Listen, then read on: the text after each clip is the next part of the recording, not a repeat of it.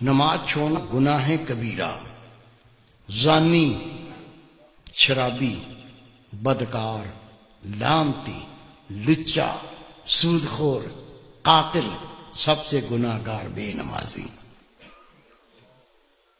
3 اماموں کا فتویٰ، صحابہ کرام کا فتویٰ۔ شک کو تو آ جانا، دکھا دوں گا۔ مومن بے نمازی شادی شدہ ہو، نکاح ٹوٹ جاتا ہے، بچے حرام پیدا ہوتے ہیں۔ امام شافعی رحمۃ اللہ علیہ فرماتے ہیں بے نمازی اس کو مسلمان کے قبرستان میں دفن نہ کرو، دفن کر دو گے 40 قدمیں قبریں دائیں، 40 بائیں، 40 پانتی، 40 سر، اس منحوس کی وجہ سے ان پہ یہ عذاب شروع ہو جاتا ہے۔ تیرے میرے امام اعظم ابو حنیفہ رحمۃ اللہ علیہ فرماتے ہیں مومن بے نمازی حکومت کا فرض اس کو قید کرے، مارے، قید کرے اور مارے، یا تو مکمل تائب ہو کے نماز پڑھنا شروع کر دے، نہیں تو جیل سے چھوڑو نہیں، بے شک مارتے مارتے مر جائے۔ سب سے کم فتویٰ امام اعظم ابو حنیفہ رحمۃ اللہ۔ سچا واقعہ سن لو، گھر میں بھی سنا دینا، دوستوں کو سنا دینا، ہو سکتا ہے اللہ کسی کو عقل دے دے۔ عاجز گناہ گار نے اخبار میں خبر پڑھی ہے اور میں نے خود تصویر دیکھی ہے۔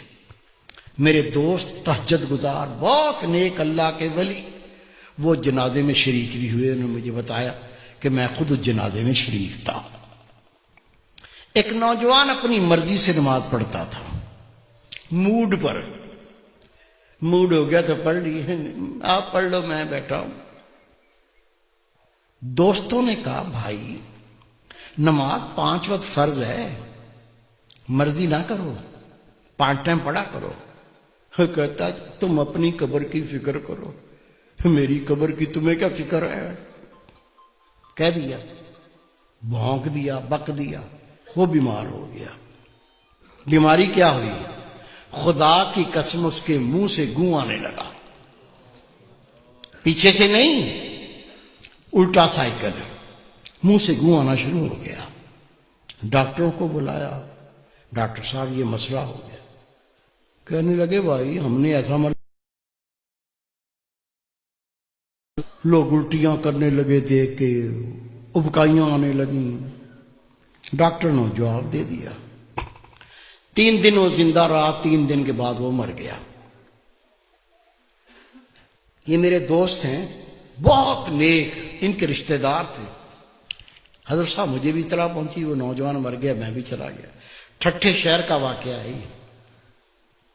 غسل دیا، کفن پہنایا، جب جنازہ لے کے باہر نکلے تو پورے محلے کے کتے پیچھے لگ گئے، ایسے جمپ مارتے ہیں جیسے گوشت کھانا ہوتا۔ ہم نے کلاڑیاں اٹھا لیں، ڈانگیں اٹھا لیں، جنازہ گھیر لیا، کتوں کو مارتے گئے، چلتے گئے، کتوں کو ہٹاتے گئے، چلتے گئے۔ قبرستان پہنچ کے قبر پہلے ہی تیار تھی، قبر میں ڈال کے مٹی سے پور کے دعا مانگ کے ہٹے، کتوں نے قبر کھودنا شروع کر دی۔ اس کا باپ منہ پھاڑ کے رو رہا ہے، اس کے بھائی قبر سے لپٹ گئے۔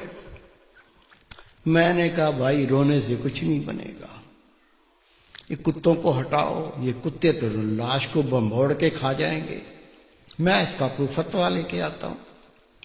کہتا حضرت صاحب میں خود گیا، ٹھٹھے کی جامع مسجد کے مفتی عبداللطیف صاحب، بہت پرہیزگار شخص ہے، اسے میں نے کہا کہ اس طرح سے بچہ مر گیا ہے۔ اسے کہا 5 ٹائم نماز پڑھو، کہتا تم اپنی قبر کی فکر کرو، میری قبر کی تمہیں کیا فکر ہے؟ وہ بیمار ہو گیا، اس کے منہ سے گوں آنے لگا، 3 دن زندہ رہا، پھر مر گیا۔ اب جنازہ لے کے نکلے تو کتے پیچھے لگ گئے، دفن کر دیا تو کتے قبر کھودتے ہیں۔ میں پہرا بٹھا کے آیا ہوں، بتائیے کیا فتویٰ دیتے ہیں، کیا کریں؟ انہوں نے فتویٰ لکھ کے دیا، اس میں کوئی اللہ کی عبرت ہے، اللہ کچھ دکھانا چاہتا ہے قبر کھود کے دیکھو مسئلہ کیا ہے۔